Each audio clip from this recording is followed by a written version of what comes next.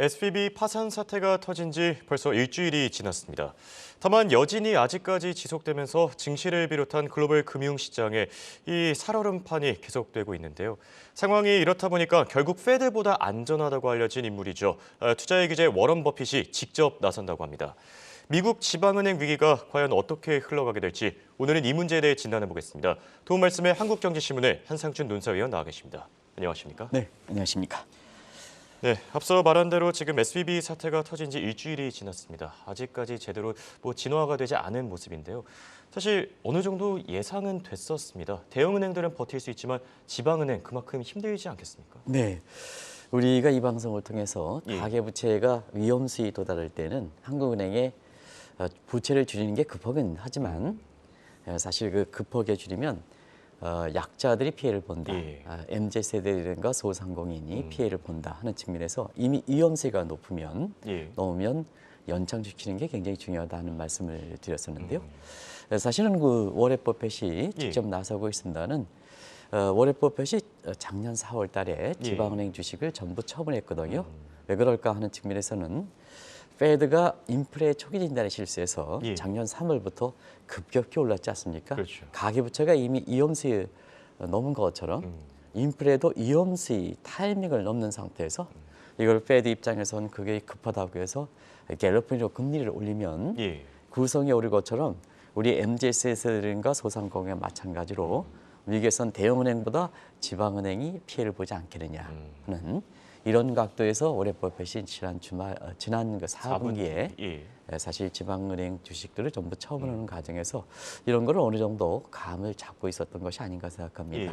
그래서 지난 주말에 워렌 버핏이 이렇게 직접 나서는 데 있어서는 향후의 위기 극복 관련해서 굉장히 중요한 시사점을 던져주고 과거 리먼 사태에도 사태 발생 일주일 정도 지났을 때 워렌 버핏이 골드만삭스라든가 뱅크 오브 아메리카의 주식을 샀었거든요. 이런 과정에서 타임이 맞기 때문에 사실 오늘 이 문제를 한번 같이 비교해 보도록 하겠습니다. 일단은 그 SVB 사태 우리가 이렇게 말씀해 주는 대로 글로벌 위기로는 확산되지 않았죠. 그래서 SVB 블랙 먼데이는 지난주 월요일에 오지는 않았었는데요. 지금 상태에서 보면 투자자들의 심리가 굉장히 중요하다는 각도에서 오랜만에 CNN의 FGI 지수를 이렇게 보면 초기의 충격은 어느 정도 극복했다. 그러나 완전히 회복되지는 않았다 하는 것을 말씀을 드리겠는데요. FGI의 그 투자 심리 지수를 이렇게 보면 1개월 전에 65 탐욕 정도에 됐습니다. 근데 일주일 전에 바로 사태 터지고 나서죠. 20까지 떨어졌습니다. 공포 단계로 급격히 떨어지다가 그 이후에 미 정책 당국의 이렇게 노력에도 불구하고 초기 충격은 극복하고 있습니다는 아직도 28이다. 60에 비해서는 아직도 갈 길이 멀다 하는 이런 쪽을 말씀을 드리겠는데요. 그런 것이 시장에서 급격히 이렇게 반응이 되고 있죠. 지금 이제 금융 시스템이 어떻게 될지 모르니까 금융의 노마드 현상이 일단 피하고 보자. 노마드 현상이 나타나고 있거든요. 노마드 현상이 나타나는 과정에서 금융과 연계되지 않은 실물 자산에 대해서 수요가 붙는 겁니다. 이걸 안전자산에 대한 선호 심리다 이렇게 이제 표현을 하겠는데요. 그래서 아까 홍 의원께서 전해주셨습니다는 국제 금값이 1년 만에 온스당 지금은 1,970달러대에 2,000달러 바짝 다가서는 모습을 보이고 있죠. 그리고 쉘터로서 지금 노마드 현상이니까 자금이 금융 시스템에서 이렇게 빼고는 받는데 이 자금이 벽장 속에는 가둘 수 없으니까 어디다 두긴 둬야 되거든요. 그렇죠. 근데 금융 노마드니까 금융에 붙어 있는 각종 금융 상품이라든가 이런 금융 시스템에서 벗어나서 일시적으로 이렇게 도피하는 이게 쉘터 기능이거든요.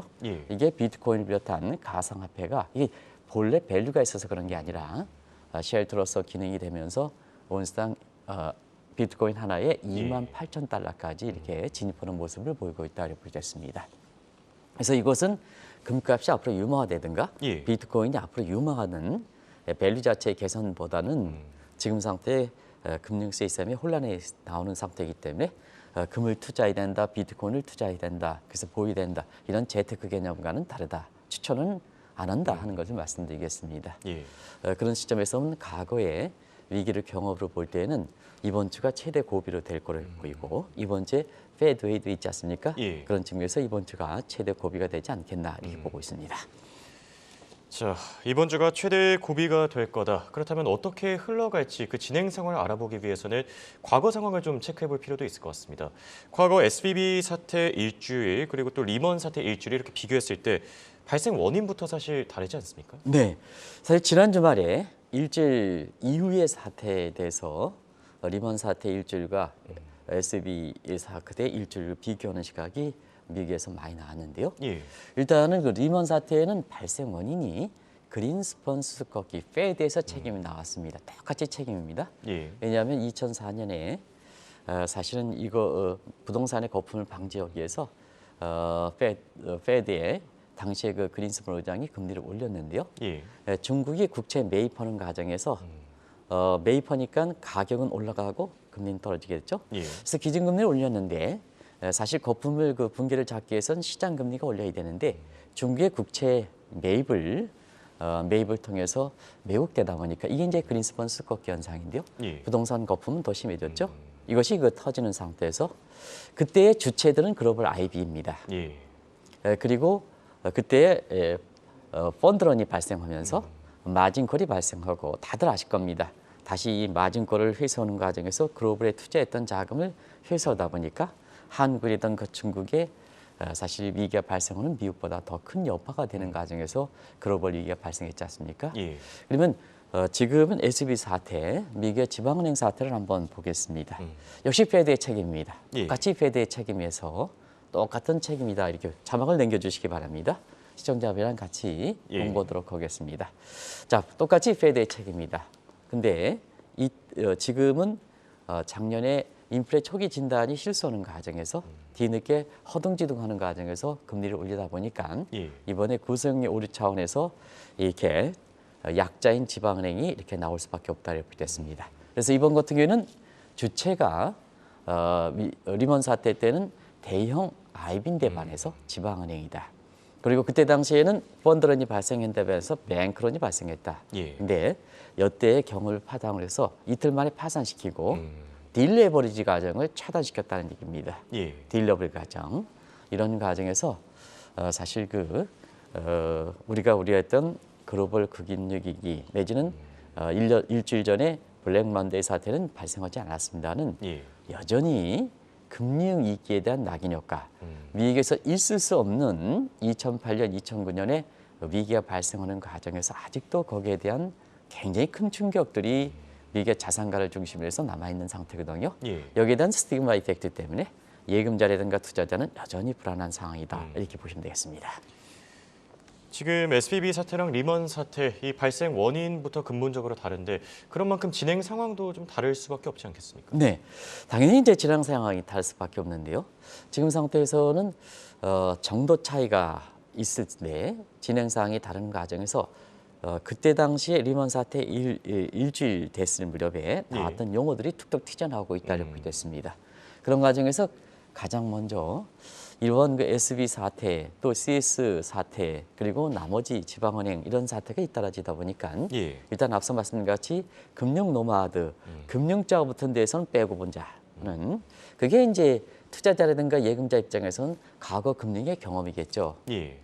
정책 당국을 믿고 사실 모든 게 되는 상태에서 글로벌 이익이 되는 과정에서 결과적으로 보면 재산 손실이 됐으니까 예. 바이든 대통령이 그렇게 직접 나선다 하더라도 위기가 완전히 극복되지 못하는 것은 자 당신 말을 믿고 금융에 그동안 남겨두면 나중에 어려운 사태가 터졌을 때는 결국 내 재산이 없어지는 게 아니냐 하는 이런 측면의 경험을 바탕으로 해서 모든 그 금융거래에서 절벽 현상이 지금 나타나고 있다 이렇게 됐습니다. 예. 특히 실리콘밸리를 중심으로 해서 벤처에 네스밸리에 있는 아주 자금이 필요할 때 지금 SB 사태를 이렇게 계기로 해서 자금이 주어지지 않다 보니까 이것이 실리콘 스타트업이라든가 벤처라든가 이런 자금이 이렇게 수혈되지 않은 상태에서 예. 굉장히 이게 여기에 파산되는 일부 스타트업이라든가 벤처업체도 나타나는 것도 향후에 실물 경제, 경제와 관련해서 어떤 영향을 줄 것이냐 하는 것도 앞으로 지켜볼 대목이다 이렇게 됐습니다. 그래서 리먼 사태와 마찬가지로 지금 절벽 현상이 나타나는 상황이고요. 예. 또 한 가지는 이번 주가 최대 고비다 하는 것은 이런 절벽 사태가 날 때는 이 에스컬레이터 가속도 현상이 나타나느냐. 예. 이번에 그 예금 인출의 가속도 사태를 이게 잡지 못하면 경우에 따라서는 2차 파동의 후폭풍이 우려된다 이렇게 됐습니다. 그런 것이 리만 사태 일주일 이후에 리만 사태는 부동산 위기죠. 예. 부동산의 그 공실률의 가속도 법칙이라든가 이런 것이 나타났거든요. 그런 과정에선 예금의 가속도 원리에 의해서 가속도로 인출한 사태가 나타날 것이냐 하는 측면도 이번 주에 굉장히 주목해서 보셔야 될 거다 이렇게 됐습니다. 그리고 지난 주말에 외신에서 리먼 사태의 일주일과 비교할 때 예. 윤하이도 카켈 시어리라 해서 바퀴벌레 이론이라는 얘기가 나왔습니다. 예. 자, 지금 SB 사태라든가 시그너스 사태 이게 한 벽장 속에 한 마리가 딱 있다. 지금 이렇게 한두 마리가 좀 발견된다. 하지만 과거에 보면 뜯어놓고 보니까 그 안에 벽장 안에 복잡한 파생서포 같은 그래서 부엌에 바퀴벌레 하나 잡으면 바퀴벌레 한 마리 끝나면 위기가 끝날 줄 알았는데 벽장 속에서는 바퀴벌레 떼가 있는 이런 상태에서 글로벌 위기를 발생하다 보니까 SB 사태라든가 시그너스 이 사태가 예. 바퀴벌레 한두 마리가 끝날 것이냐 하는 측면에서 이 바퀴벌레 카켈 시어리가 다시 나왔다고 보겠습니다. 이런 것이 어떻게 전개될 것이냐 하는 것이 이번 주가 최대 고비가 될 것이다 하는 시각도 나오고 있는 원인이다 이렇게 보겠습니다. 방금 말씀하실 때 경제 용어들이 좀 많이 등장한 것 같습니다. 오랜만에 공부를 좀 하고 가야 될 것 같은데요. 뭐 거래 절벽이나 공실률 가속도 법칙, 바퀴벌레 이론 이 부분들에 대해서 조금 더 자세하게 짚어주시죠. 네, 말씀드렸습니다는 이 절벽 현상, 크립 현상은 예. 사실 2008년, 2009년 리먼 사태 때는 현상이 발생했지만 그것이 크리프라는 용어로 정리된 때가 2011년 연방부채 한도의 상한이 그때 당시에 이렇게 거기서 조정되지 않은 상태에서 S&P가 국가의 신용등급을 이렇게 떨어뜨리고 예. 미국에서는 죄송합니다. 예. 피스칼 크리프 현상이 나타났던 겁니다. 그때와 아주 동일하죠. 예. 왜냐하면 지금도 연방부채 상한이 공화당의 반대로 인해서 자 6월까지는 버티긴 하는데 예. 현금 고갈 상태가 만약에 상한이 이렇게 조정되지 않을 때는 그때는 어떻게 될 것이냐는 측면에서 그와 유사한 형태로 이러한 절벽 얘기가 나오고 있다고 보겠습니다. 예. 사실 절벽이 나오면 투자자들은 굉장히 자금을 빨리 인출하는 겁니다. 그게 에스컬레이터 시어리거든요. 그렇죠. 그런 것이 이제 이번에 그 관심이 될 거 이렇게 보이고요. 다만 그때 당시는 부동산인데 예. 요즘에 날씨가 많이 건조합니다. 네, 그렇습니다. 죄송합니다. 예. 시청자 여러분한테 사전에 충분히 좀 준비를 해야 되는데 예. 네, 그렇습니다. 사실은 이것이 부동산인데 이번 같은 경우에는 은행 시스템에서 에스컬레이터 현상이 나타날 것이냐 하는 측면이 관심이 되는 이런 상황이거든요. 예. 그런 관점에서 정책 단기 초기 진압에 어느 정도 성공을 거뒀다 하더라도 2차 후폭풍과 관련해서 이런 것이 우서되기 때문에 지난 주말에 외신에서는 SB 사태 1주년 일주일과 예. 그다음에 리먼 사태 일주일과 비교하는 그러한 시나리오별 전개 사항에 대해서 사실 많이 나온 것도 지금의 상황이 심각성을 일주일 될 때 고비가 될 것이다 하는 심각성을 보여주는 대목이 아닌가 하는 생각이 듭니다. 예.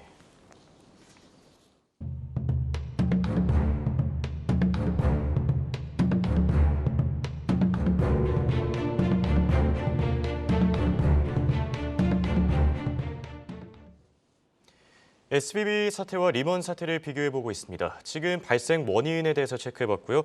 대응 방법도 사실 많이 다르다 이런 평가들이 있는데 리먼 사태 때와는 어떻게 다릅니까? 네, 사실은 이 일주일 끝나고 나서 예. 대응의 자세에 따라서 앞서 그 우려했던 사항이 실제로 발생할 것이냐 아니면 차단될 것이냐 여부를 결정하거든요. 예. 그런 관점에서 보면 지금 리먼 사태와 지금 SB 사태 일주일 동안에 당시 오바마 정부와 지금은 공교롭게도 그때 당시 부통령이었던 바이든 대통령 예. 어떻게 이제 지금은 대응하고 있는가 하는 측면에서는 지난주에도 말씀드렸다시피 위기의 경험 때문에 발빠르게 대처한 것은 사실이다 이렇게 보여졌습니다. 예. 그럼 그때 한번 비교해 보겠습니다.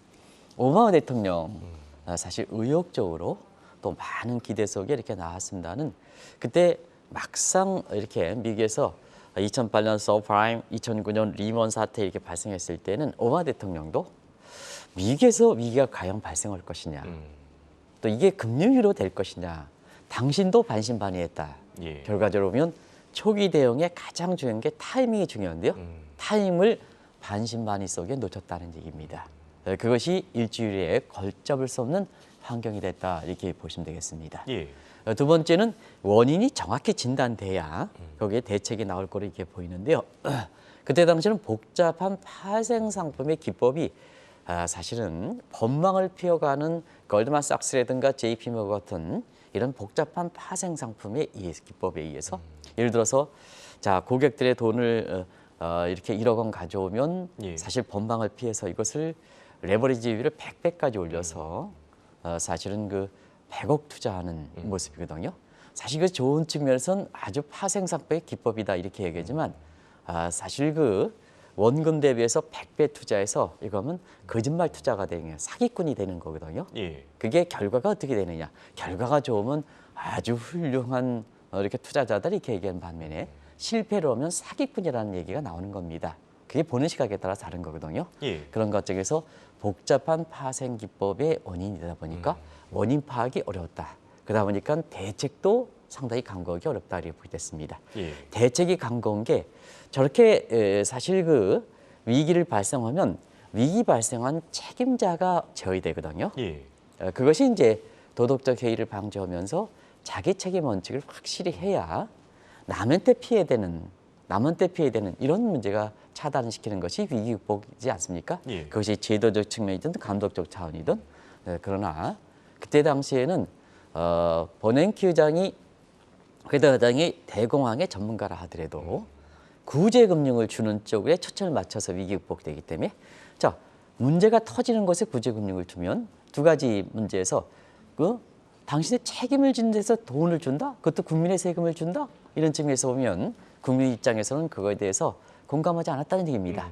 그리고 위기 발생하는 사람에서는 구제금융을 받아보니까 위기를 빨리 극복하는 것보다는 또 정부에서 주겠지 그런 도덕적 해이 문제가 발생하는 거거든요. 예. 그러다 보니까 자기 책임의 원칙이 지켜지지 않은 상태에서 사태가 굉장히 많이 이렇게 글로벌 위기 쪽으로 장기화되면서 이것이 확대된 거다 이렇게 보겠습니다. 예. 그래서 기간상으로 보면 2008년에 미국의 부동산 사이트지만 거기에 나왔던 마진콜을 한국이라든가 중국에서 딜레버리지 과정에서 위기가 글로벌 쪽에 전파했던 것이 과거의 리먼 사태였거든요. 예. 근데 이번 같은 경우에는 사실 그때 당시에 위기를 풀어갔던 또 그때의 위기 대응에 실패했던 사람들이 다 지금의 바이든 대통령이 그때 당시에 부통령이었었고 예. 그다음에 그때 당시에 통화정책 부의장의 제니 옐런이 지금 실질적으로 컨트롤 다 하거든요.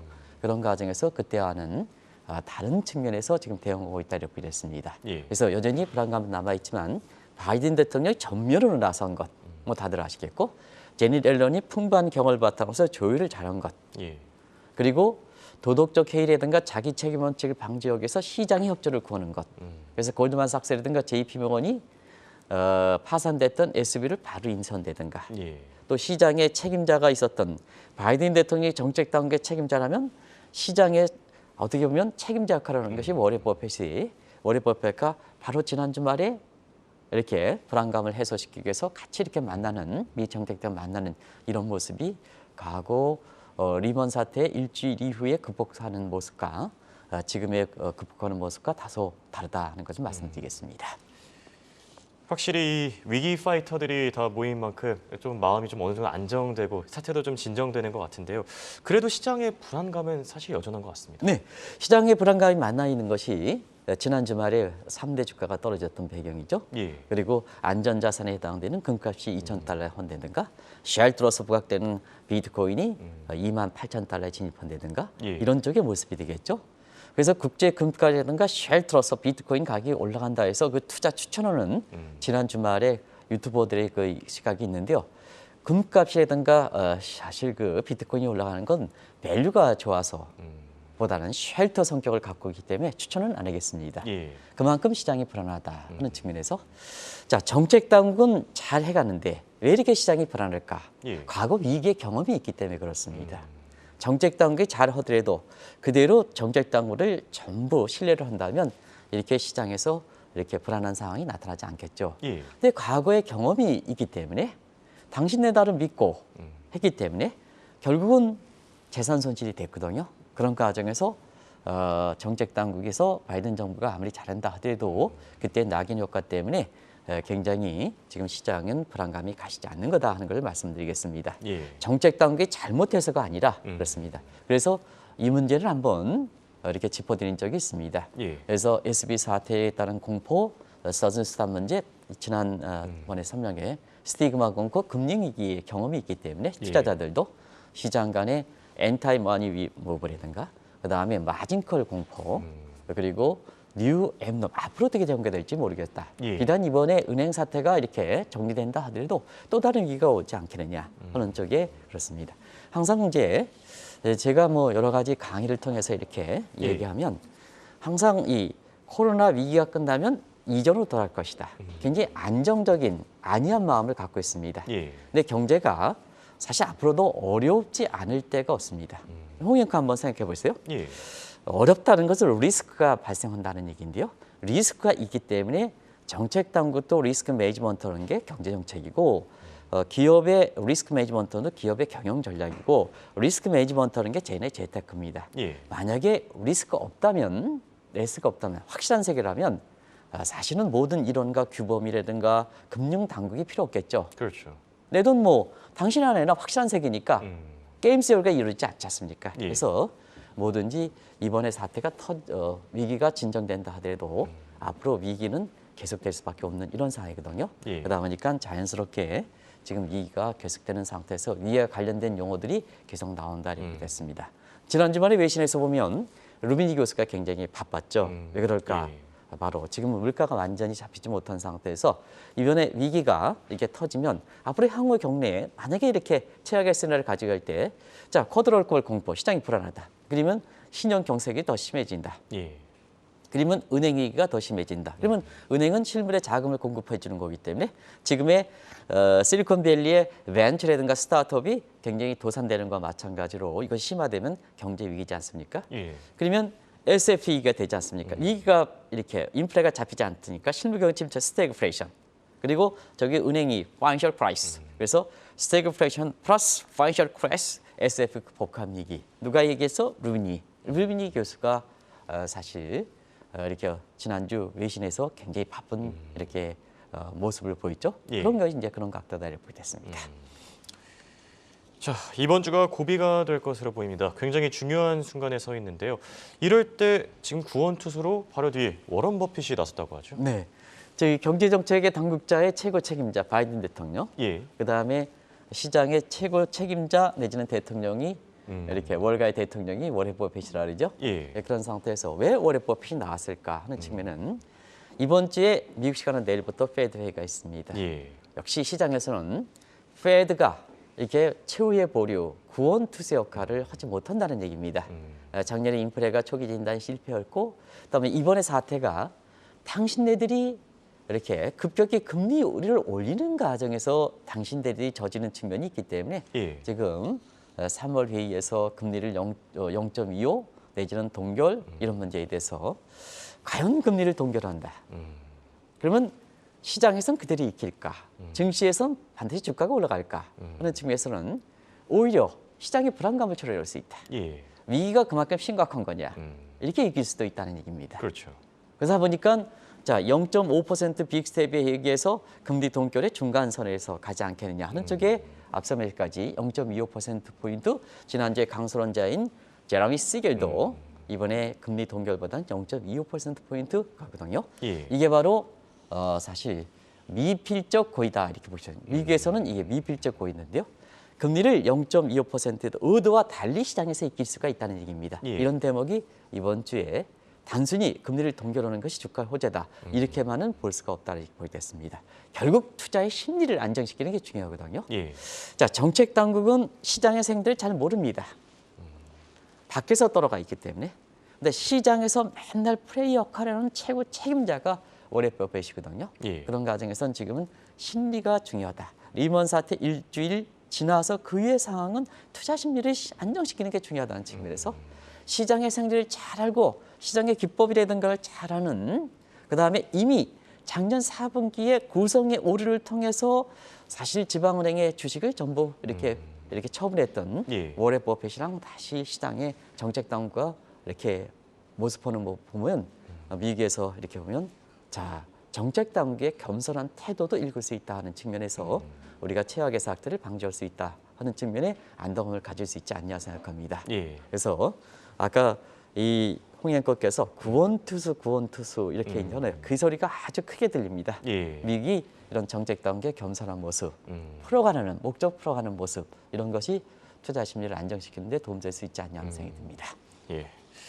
끝으로 우리도 남의 일만은 아닙니다. 지금 예전에 금융위기 때처럼 나비 효과로 번지지 않을까 이런 우려가 있는데 어떻게 생각하십니까? 네, 우리가 한국이 위험하다 이런 얘기를 다른 그 유튜브 방송에서 왜 2000 리먼 사태 것처럼 우리나라에 딜레버리지 과정이 있느냐, 연속해 파동이 있느냐, 그걸 우려했던 것은 아니죠. 예. 나비 효과는 우려한 건 아니다. 근데 한국은 디지털이 그 어느 국가보다 빠른 시간에 전개됐다. 근데 제도라든가 감독 분야에서는 사실은 은행의 지급 준비라든가 증권사의 각종 이렇게 그 증거금 분야에 있어서는 디지털의 비율만큼 올라가지 못했다. 예. 근데 과거에 대비해서는 문제가 터지면 가짜 뉴스도 내 입장에서는 서로가 전파되면 내 재산을 보호하기 위해서 펀드든 아니면 예금을 24시간 인출할 수가 있다. 근데 우리 제도라든가 이런 것은 어떻게 됐을까? 예. 이런 측면에서 한국이 위험하다는 얘기거든요. 리먼 사태가 우리가 한국에 전파될 가능성이 없죠. 없습니다. 예. 근데 그런 상태에서 한국이 위험하다는 얘기는 아니죠. 그래서 우리가 방송이 나오고 나서 우리도 자 은행의 지급 준비를 100% 문제가 될 땐 100% 올리지 않느냐 정책 당국의 모습이 그런 각도에서 위험하다는 측면에 이번과 계기를 해서 우리도 사실 이번에 제도라든가 관행은 디지털 환경이 변할 만큼 근본적으로 좀 점검해야 될 때다는 걸 꼭 좀 말씀드리겠습니다. 예. 이렇게 오늘은 SVB 사태와 함께 리먼 사태를 비교해봤습니다. 지금까지 도움 말씀을 한국경제신문의 한상춘 논설위원이었습니다. 대화 고맙습니다. 네, 고맙습니다.